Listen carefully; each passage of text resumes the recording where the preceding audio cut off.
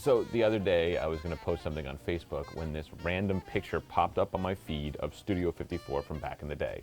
Here's that picture. And I'm loving it. It's a great picture of people dancing, having a good time. This is Sally Littman. She was a staple of Studio 54. She was like in her 80s and used to go all the time. But upon looking at this photo closer, I noticed something very interesting. That guy right there is my father. I could not believe it. I immediately texted him, my sister, my whole family, and we verified that that is him at Studio 54. But here's a question. What is he doing in this photo?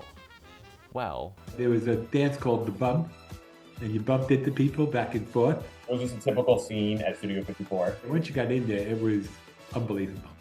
All kinds of famous people everywhere. Big question. Where was Mom during this whole dance party? She was there in the room, but I don't know where she was. I used to go off and dance on my own. I didn't have to have a partner. And although this is incredible, this is my father dancing at Studio 54, upon more research, I realized that the story isn't the photo itself, but the photographer.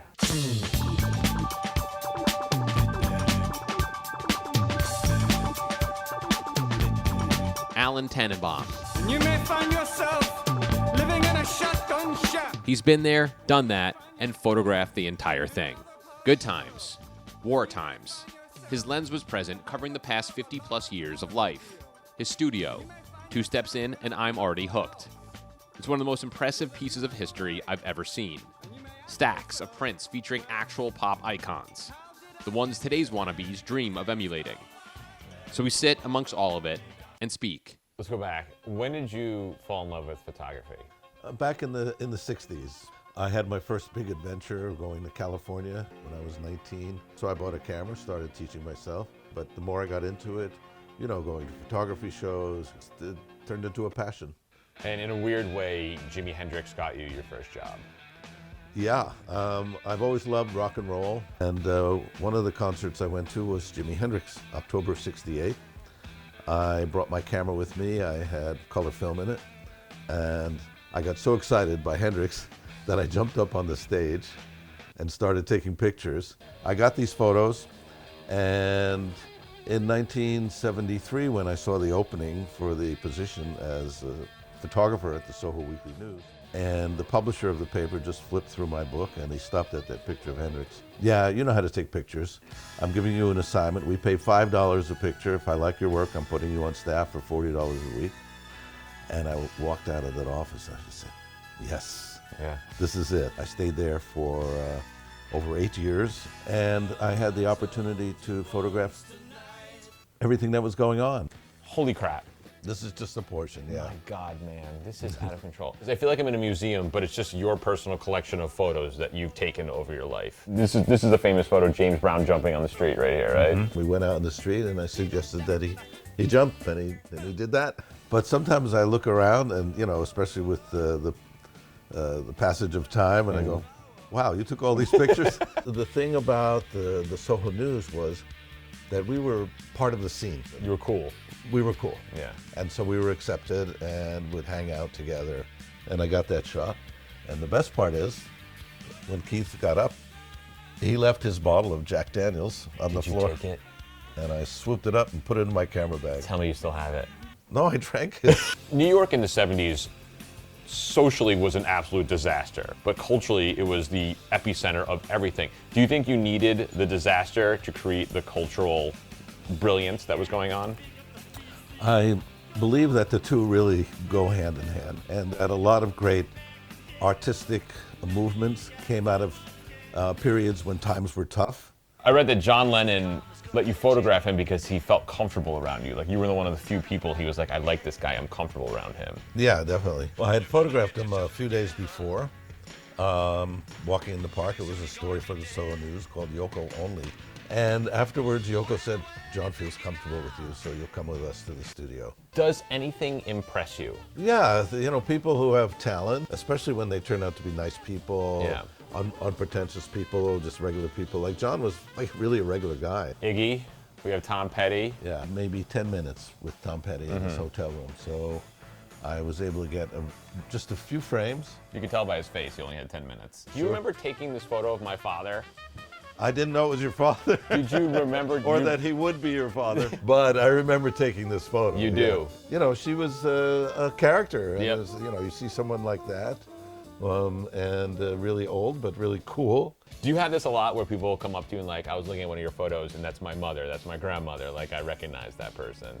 It happens. It's not that common, but Yeah. once in a while it happens. But you've touched so many people's lives. That's the thing, is you've filmed so many things. You know, people can see them and they relate to a lot of things.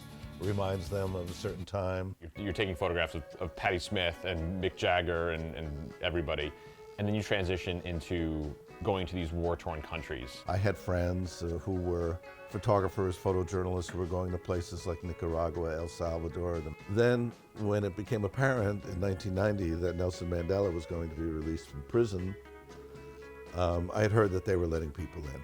And there were hordes of journalists there and TV crews and cameramen. And I wound up just being in the right place at the right time. Not everybody got that picture. That was a really very special historical moment that I was privileged to cover. What I used to do, how I used to keep track of my photographs. God. The negatives, the roll of film, a number that would correspond to this. 1 million windows in New York City, and you look in each window and there's something going on in each window. But you wouldn't look into this window and expect this and this everywhere.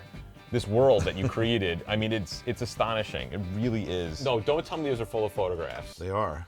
Oh my God. This is the material that I shot for Sigma in the 80s and 90s.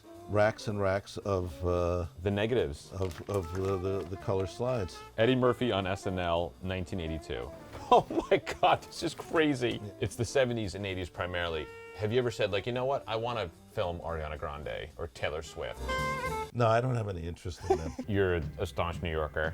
You're living downtown, September 11th, 2001. You're here in your apartment, in your studio. Mm-hmm.